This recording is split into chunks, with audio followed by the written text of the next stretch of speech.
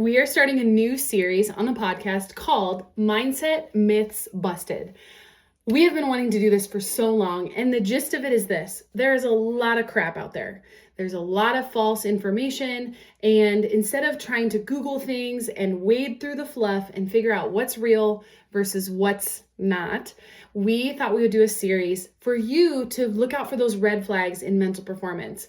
And so we're going to kick things off with all of the myths that we hear from coaches, from parents, from players, and we're going to address them and talk about it. So the first one, myth number one, busted. Confidence is not a feeling. We think that confidence is something that we're going to feel. We delay this feeling of confidence. And this is the number one question I get asked by parents and athletes. How can I feel more confident? And the short answer, you won't. Ken Ravizza, one of the wisest grandfathers of mental performance, once said, "Are you that bad of an athlete that you have to feel great to perform well?"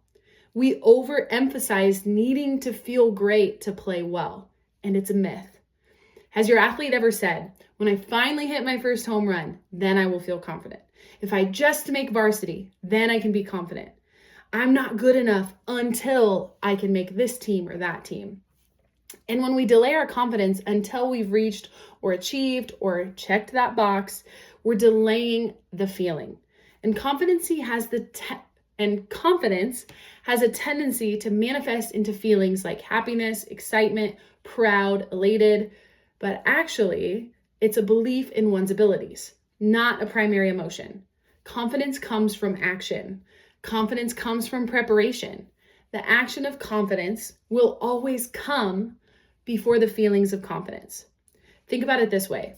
When your daughter learned something new, like how to slide, she was likely scared and intimidated by sliding until she got dirty and tried it out. Our travel coach used to put down big sheets of cardboard and sprinkle flour for us to learn how to slide. And we had to learn the skill of sliding by repetition.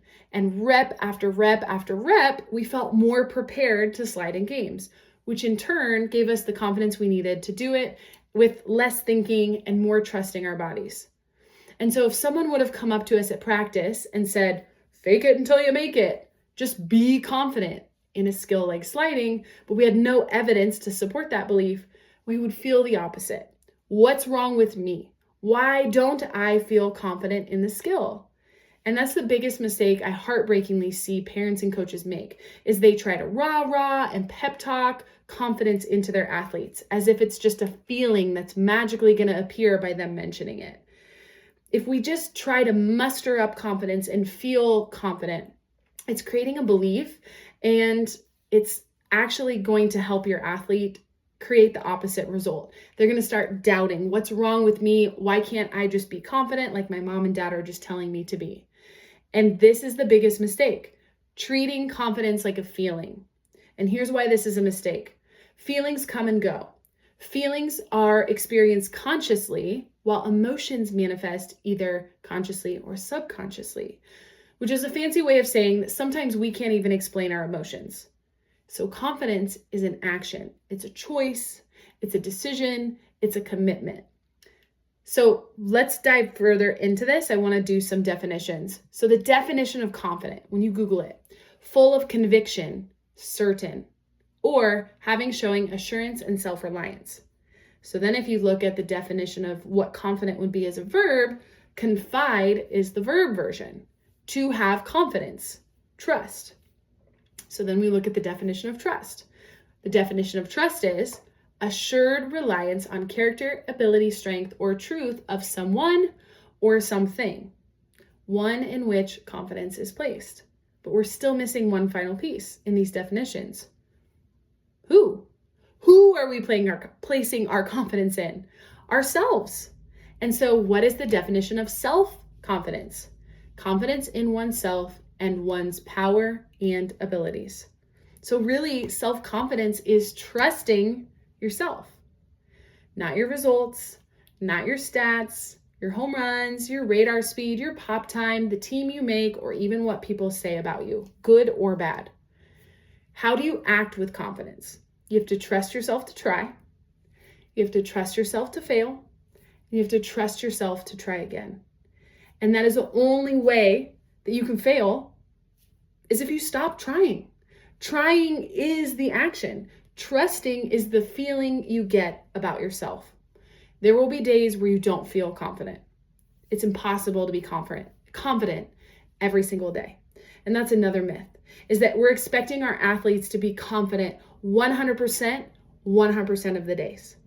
And a good analogy that I would like to portray, think about a time as athletes where you didn't feel confident, but you played a really great game. Or maybe you had a really good warm-up, but you played a really bad game. Or you had a really bad warm-up, but you played a really good game. Or think about a tournament where you had to fight your way through the loser's bracket, game after game after game, and it was probably 99 degrees, you were hot, exhausted, mentally drained, but somehow you ended up making it to the championship game. It's in those moments where logically it doesn't make sense, but in that moment you made a decision. You chose to act with confidence because you wanted something really important to you. You have to choose confidence, even when you don't feel confident. Remember, to have confidence is to trust. Do I trust myself to try?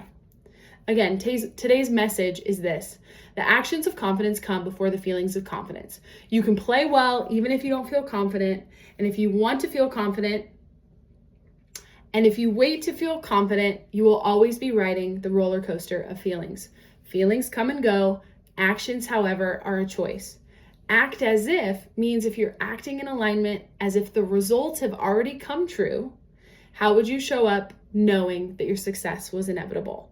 The failures that you get on the way will get you that much closer to your success.